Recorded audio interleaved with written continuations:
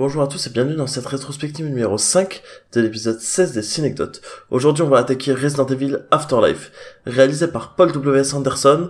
Au casting, Mila Jovovich, Sean Roberts, Boris Kouchey, Sienna Gilroy, Spencer Locke et Wentworth Miller. Bon voilà, je viens de vous le dire à l'instant, mais c'est le retour de Paul W.S. Anderson derrière la caméra après le premier volet.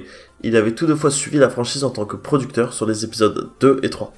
Resident Evil Afterlife est le premier film basé sur un jeu vidéo à être en 3D au cinéma. Ils ont tourné avec les dernières technologies 3D qu'utilisait James Cameron dans Avatar. Troisième anecdote qui va être plutôt rapide. À l'origine, c'est Resident Evil Extinction qui aurait dû porter le sous-titre de Afterlife, et ainsi Resident Evil Afterlife, qu'on connaît actuellement, aurait dû s'appeler Resident Evil Afterlife 2.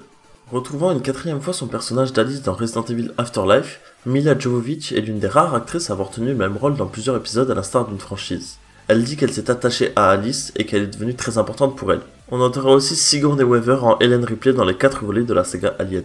Le film a été tourné en seulement 3 mois, de fin septembre 2009 à décembre 2009 dans les studios Cinespace au Canada. Resident Evil Afterlife a été créé pour un budget de 56 millions de dollars, autrement dit 10 de plus que pour Resident Evil Extinction et 25 de plus que pour Resident Evil 1.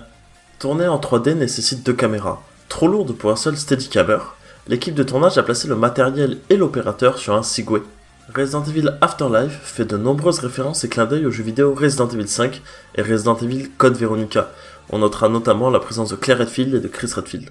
Wentworth Miller n'est pas le seul acteur dans Resident Evil Afterlife habitué aux séries télévisées. On note également la présence de Kim Coates qui a aussi joué dans Prison Break et qui joue dans Sons of Anarchy. Voilà, maintenant vous savez tout sur Resident Evil Afterlife. On se retrouve demain pour Resident Evil Retribution dans la soirée comme d'habitude. Je vous remercie d'avoir regardé cette vidéo et je vous dis à la prochaine.